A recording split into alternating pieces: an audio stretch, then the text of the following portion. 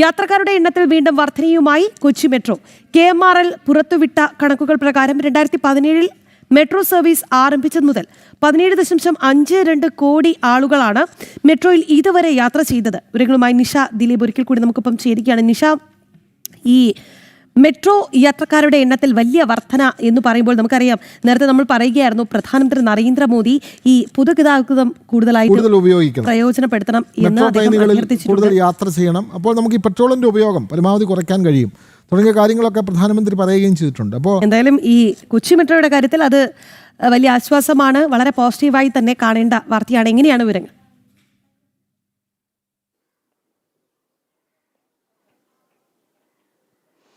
Rakhi, Vinod, 2017 Kochi metro service ആരംഭിക്കുന്നത്. ആദ്യ വർഷങ്ങളിലൊക്കെ വലിയ നഷ്ടത്തിലായിരുന്നു കൊച്ചി മെട്രോ സർവീസ് എങ്കിലും ഇപ്പോൾ, അതായത് കൃത്യമായി പറഞ്ഞാൽ 2024 മുതൽ കൊച്ചി മെട്രോ സർവീസ് വലിയ ലാഭത്തിലാണ് എന്നാണ് KMRL പുറത്തുവിട്ട കണക്കുകൾ പ്രകാരം വ്യക്തമാകുന്നത്. എന്തായാലും നിങ്ങൾ പറഞ്ഞതുപോലെ തന്നെ കൊച്ചിയെ സംബന്ധിച്ചിടത്തോളം വലിയ ട്രാഫിക് ബ്ലോക്കൊക്കെയുള്ള ഒരു സ്ഥലമാണ് കൊച്ചി. നമുക്കിപ്പം എറണാകുളത്ത് നിന്നും, എറണാകുളത്തെ സൗത്ത് റെയിൽവേ സ്റ്റേഷനിൽ നിന്നും കാക്കനാടേക്കും ഒപ്പം തന്നെ മറ്റ് സ്ഥലങ്ങളിലേക്കും പോകണമെങ്കിൽ ബസ് കയറി ഒരുപാട് സമയം ബസ്സിലൊക്കെ യാത്ര ചെയ്ത് വേണമായിരുന്നു. ചെറിയ ദൂരമുള്ള സ്ഥലമാണെങ്കിൽ പോലും ഒത്തിരി സമയം ഈ ട്രാഫിക് ബ്ലോക്കിലൊക്കെ കുടുങ്ങി കിടക്കേണ്ട ഒരു അവസ്ഥയായിരുന്നു. പക്ഷേ കൂടുതൽ ആളുകൾ ഇത്തരത്തിൽ മെട്രോ ഒക്കെ ആശ്രയിക്കാൻ തുടങ്ങിയതോടുകൂടി അവർക്ക് അതിൻ്റെ ആ ഒരു യാത്രയുടെ പ്രയോജനം മനസ്സിലായതുകൊണ്ടാവാം വലിയ രീതിയിലുള്ള യാത്രക്കാരുടെ വർധനമാണ് കൊച്ചി മെട്രോയിൽ ഉണ്ടായിരിക്കുന്നത്. അത് ഓരോ മാസവും മെട്രോയുടെ വരുമാനത്തിലും യാത്രക്കാരുടെ എണ്ണത്തിലും വർധന ഉണ്ടെന്നാണ് KMRLന്റെ കണക്കുകൾ പ്രകാരം വ്യക്തമാകുന്നത്. കൃത്യമായി പറഞ്ഞാൽ